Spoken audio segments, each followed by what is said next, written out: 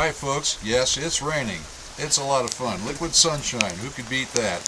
And you're watching On the Scales, weighing in with Model Railroaders. I'm John Weeks, my co-host Trudy Terrell, and our guest host, John Bridges. So we're going to look at his model railroad. It's inside. It's kind of small, but then again, it's kind of big. It's O scale and ON3 scale, and it's amazing, folks. So let's head on inside, get out of this liquid sunshine, and dry out a little bit and enjoy some train riding. Let's go.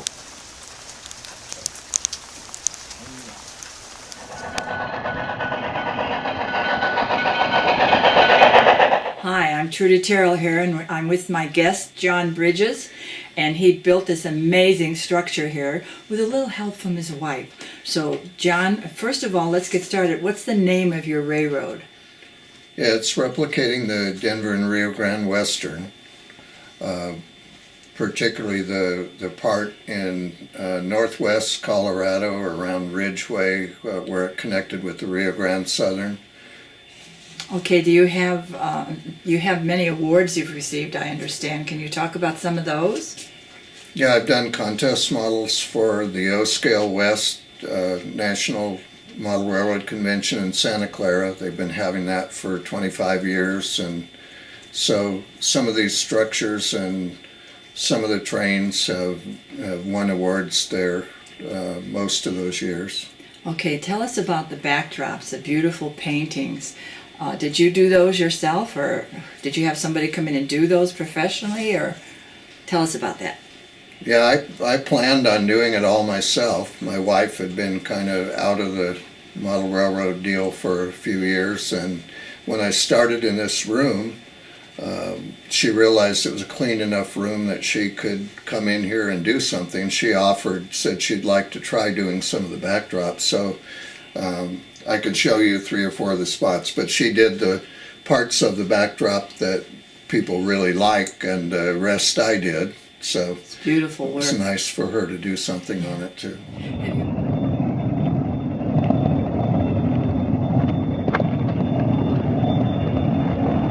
Have you always been interested in railroads?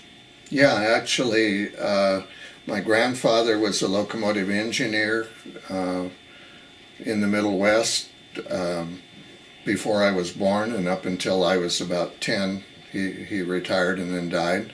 But my dad had been a train nut and didn't have a train set because he was in the Depression when he was a kid, and he was the oldest of 9 kids. And so as soon as I came along, that was his excuse to get me a Lionel train that was really his, I think.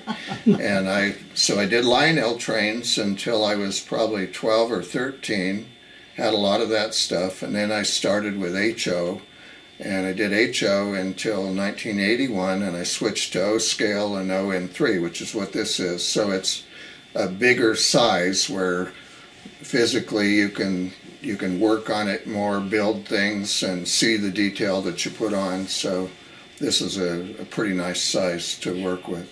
Did you do this all yourself, or did you have help building it? And did you use a kit to do some of this, or is it all handmade by you?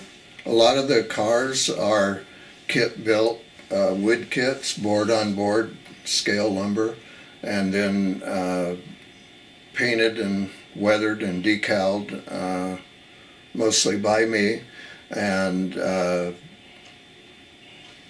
lot of the structures are kit built, and a lot of them are scratch built, like the stamp mill behind us. The whole mill complex, I built that, and I built an overhead ore tram to bring the ore from the one mine to the mill, and a trestle from the other mine to the same stamp mill. And so a lot of it I had to build, and a lot of it I built for fun. And how many years have you been working on this, John?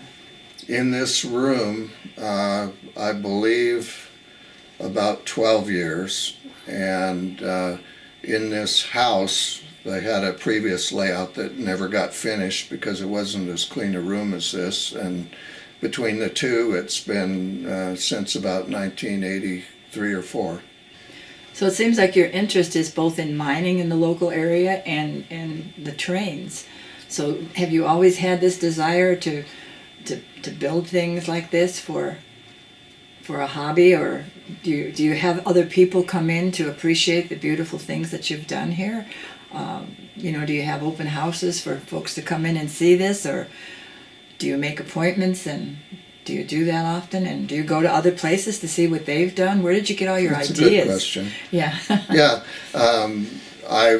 I've been going to that big meet in the Bay Area for 25 years, and they usually have about 20 layouts open around the Bay Area, maybe 10 on the peninsula, 10 in the East Bay.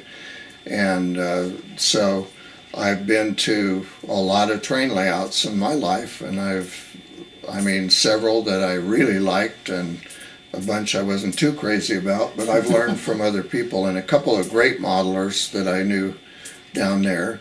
And I have my layout open with that meet in Santa Clara, so we're 3.5, 4 hours away, and a normal person wouldn't think of spending the gas to drive 4 hours to see a silly train layout, but a train nut would. So I've had, last year I had people from New Zealand that came. They flew to San Jose for the train meet and rented a car and drove all the way up here to see mine. The year before, somebody from Australia. So, and I have it open with that meet. The last 7 or 8 years, I have it open with the O-Scale West, and this year, the National Narrow Gauge Convention is in Sacramento. It'll be open with that. So, I can't fit too many people in here, but I've had a lot of people, and people with good layouts from other places come, and curious local people come. So Well, with your grandfather and your father, it sounds like it's in your blood.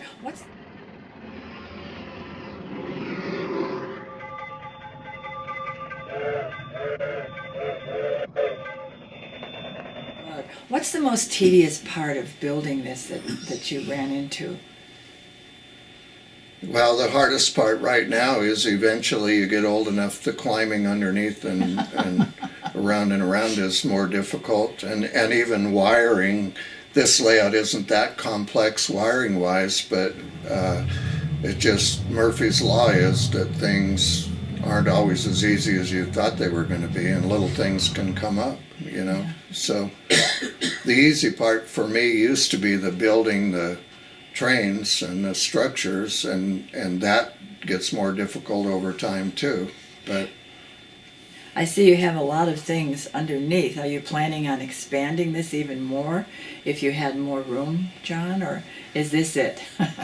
Well, I'm working on a little logging line that doesn't hardly fit in here, but in addition to the narrow gauge and the standard gauge with coal trains and freight trains and such, I'm going to have a little bit of logging, but I can't really fit anything more in here. You could take the trains off and put different type trains on, like I have little mining trains, and I've got a couple of locomotives and cars that I'm going to pretty soon decal for a Mexican railroad. So yeah, I've got a lot of different types of trains that could be run, but they can't all run at the same time. Yeah.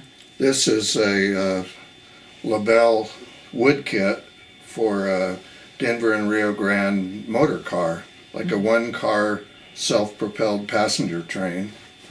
So that's a kind of an interesting piece. And you see all the people in there. They're really enjoying their little trip, huh? Yeah, it's got lights and people in it. Yeah, that's nice. And now, did you acquire do you go to different locations to get some of these things, or how did you acquire like something like this, John?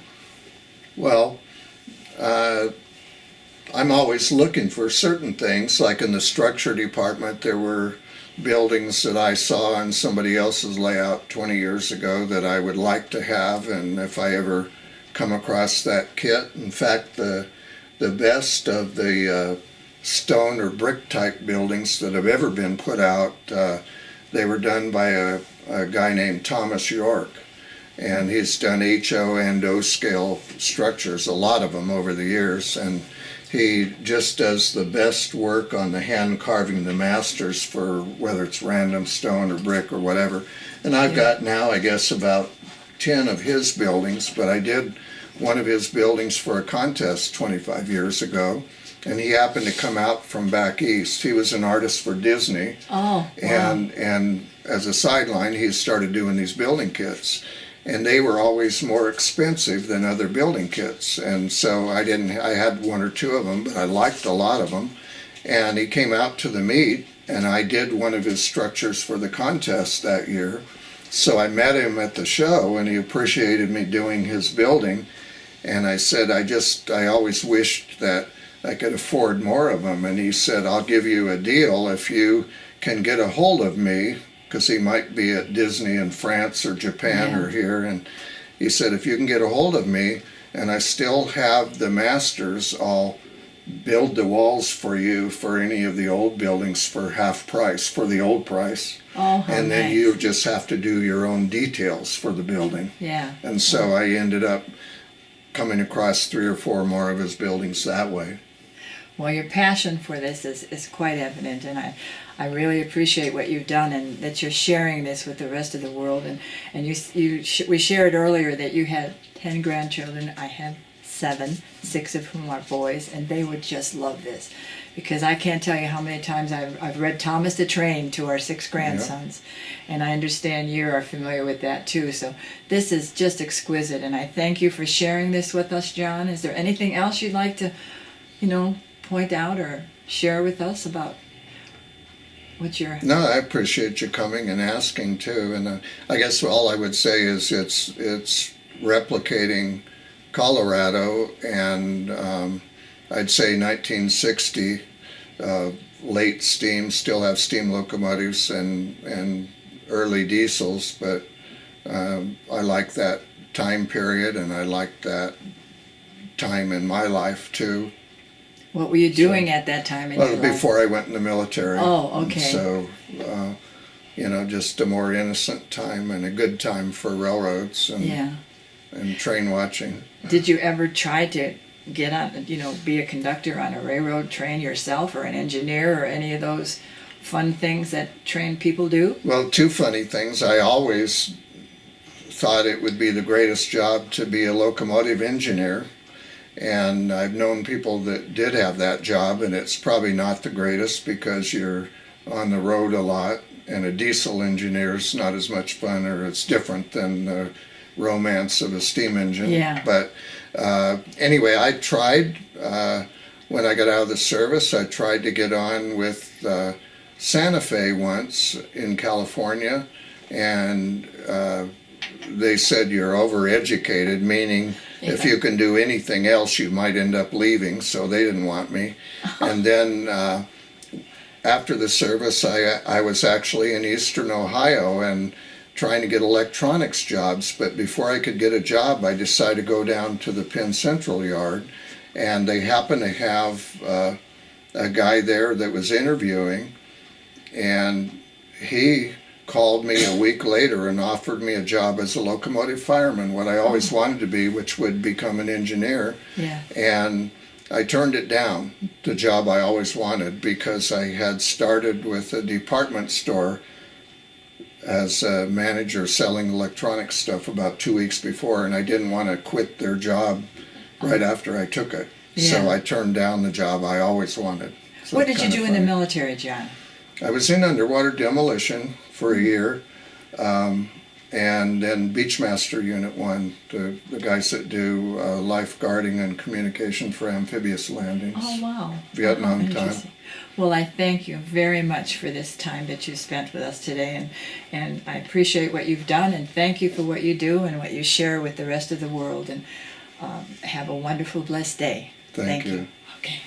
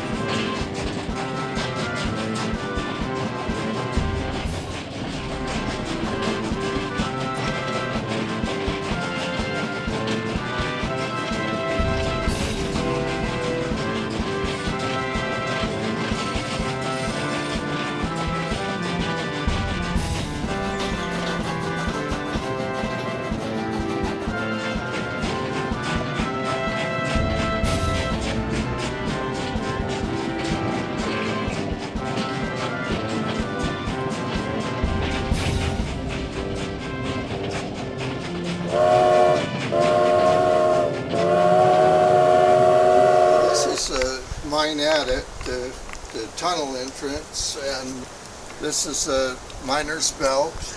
And in the shop, I'll show you the hat and that kind of stuff. These are the mucking boots. And I've got some drills in there. This is a hard rock drill. This ore cart, I did the dimensions I wanted and put it together. And I found the pattern block for the little tag that says Miners Foundry, Nevada City, and cleaned that up and had Grass Valley Steelcast run it. And 5 of the 6 little tags came out good enough to use on a car or something after 70 years later. This is quartz with a little gold in it that's from up near the little town of Washington. It's a rock hammer and a chisel. This little engine here is a Kohler 4-cylinder engine that I mounted on a little frame so you can push it on the track. And the idea is like on the farm, if you know how they used to do a hit and miss engine where you could do your clothes over here and do your grain over there or something. So if you pull the engine down here, then with the flat belt it'll run. This is an air compressor for the drill, and this is a pump to pump the water out of the mine. So you could run both of those things with the engine over here, and then if you push the engine down here, it'll run this little jaw crusher, which will break the rock anything about this size or a little less. It would break it down to 1.5 inch size, which is what you want for a stamp mill. And where the gold usually is in these kind of crevices like this in the quartz. Then this is a little stamp battery, 2-stamp battery that I built. And you can run that off of the same flat belt there with the engine over here. This is just a workbench. Sorry the weather isn't very good, but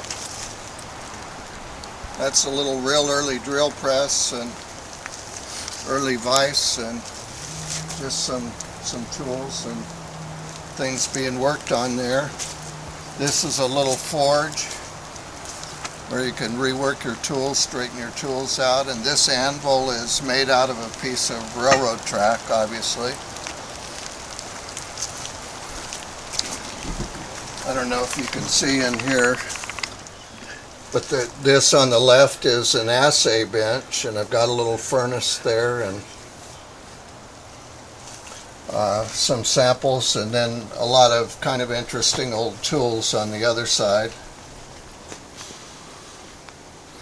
So how long have you been collecting this stuff? Probably I've been going to Colorado whenever I can and climbing around mine sites there where there's a lot more stuff still there, probably about since the early 80s. Ah, good. Well, thank you. Yeah.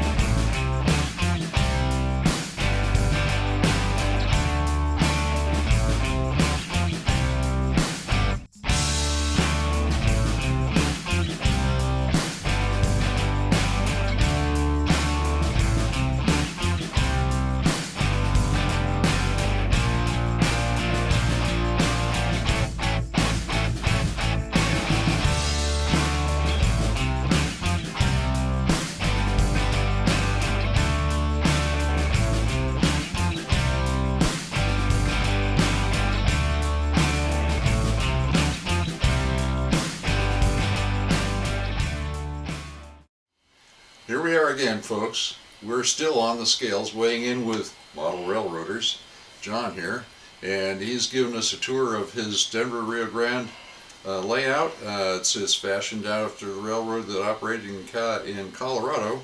Of course, standard gauge, which would be the O here, and narrow gauge, which would be the ON3 here. And it's an amazing thing what you can do in a limited space. I would like to call this the biggest little railroad that we've seen so far. It's amazing, and we hope you enjoyed the show. We enjoyed doing it. Thank you again, John Briggs, for allowing us to come into your home Thank you. and experience what you've done here over the years. And Trudy, say And something. I would like to thank Vern, our cameraman, and Kent, our editor.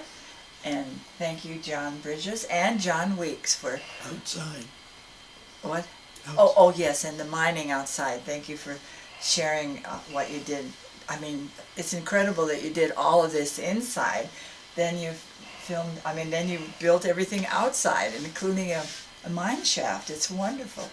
You're just a multi-talented young man, and we're very glad to have met you and had the opportunity to share this with the rest of the people that will be watching this show. Thank you very much, John Bridges. Thank you. And thank your wife for her beautiful paintings in here. I will. Okay. Bye.